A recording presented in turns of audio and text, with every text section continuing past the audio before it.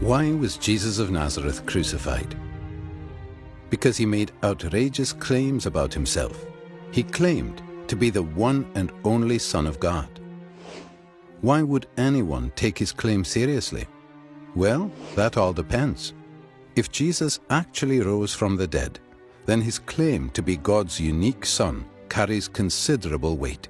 On the other hand, if the resurrection never actually happened, then Jesus may be safely dismissed as just another interesting but tragic historical figure. Did Jesus rise from the dead? As we explore this question, we need to address two further questions. What are the facts that require explanation? And which explanation best accounts for these facts? There are three main facts that need to be explained: the discovery of Jesus' empty tomb, the appearances of Jesus alive after his death, and the disciples' belief that Jesus rose from the dead. Let's examine each of these. Fact number 1. The discovery that Jesus' tomb was empty is reported in no less than 6 independent sources, and some of these are among the earliest materials to be found in the New Testament. This is important because when an event is recorded by 2 or more unconnected sources, historians' confidence that the event actually happened increases. And the earlier these sources are dated, the higher their confidence. Moreover, the Gospels indicate that it was women who first discovered that Jesus' body was missing. This is likely historical because in that culture, a woman's testimony was considered next to worthless. A later legend or fabrication would have had men make this discovery. Our confidence in the empty tomb is further increased by the response of the Jewish authorities. When they heard the report that the tomb was found empty, they said that Jesus' followers had stolen his body, thereby admitting that Jesus' tomb was, in fact, empty. Most scholars, by far, hold firmly to the reliability of the biblical statements about the empty tomb. Fact number 2. The appearances of Jesus alive after his death. In one of the earliest letters in the New Testament, Paul provides a list of witnesses to Jesus' resurrection appearances. He appeared to Peter, then to the 12. Then he appeared to more than 500 brothers at one time. Then he appeared to James, then to all the apostles. Finally, he appeared also to me. Furthermore, various resurrection appearances of Jesus are independently confirmed by the Gospel accounts. On the basis of Paul's testimony alone, virtually all historical scholars agree that various individuals and groups experienced appearances of Jesus alive after his death.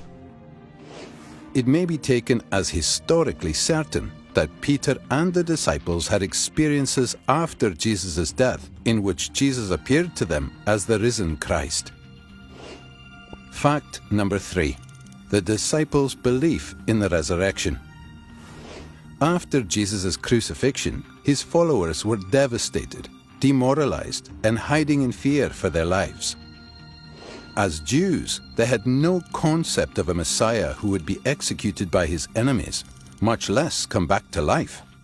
The only resurrection Jews believed in was a universal event on Judgment Day after the end of the world, not an individual event within history. Moreover, in Jewish law, Jesus' crucifixion as a criminal meant that he was literally under God's curse. Yet somehow, despite all of this, the disciples suddenly and sincerely came to believe that God had raised Jesus from the dead. They were so completely convinced that, when threatened with death, not one of them recanted. Even the Pharisee Paul, who persecuted Christians, suddenly became a Christian himself, as did Jesus' skeptical younger brother, James.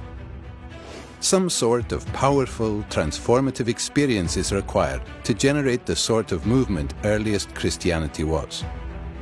That is why, as an historian, I cannot explain the rise of early Christianity unless Jesus rose again, leaving an empty tomb behind him. These three firmly established facts cry out for an adequate explanation. How do you make sense of them? Down through history, various naturalistic explanations have been offered to explain away these facts. The conspiracy hypothesis, the apparent death hypothesis, the hallucination hypothesis, and so on. All of these have been nearly universally rejected by contemporary scholarship. The simple fact is that there is just no plausible naturalistic explanation of these three facts. The explanation given by the original eyewitnesses is that God raised Jesus from the dead. If it's even possible that God exists, then that explanation cannot be ruled out. For a God who is able to create the entire universe, the odd resurrection would be child's play. An empty tomb, Jesus' appearances alive after his death, and a group of dejected followers suddenly transformed by a radical new belief in a risen Messiah. These are independently established historical facts. How do you explain them?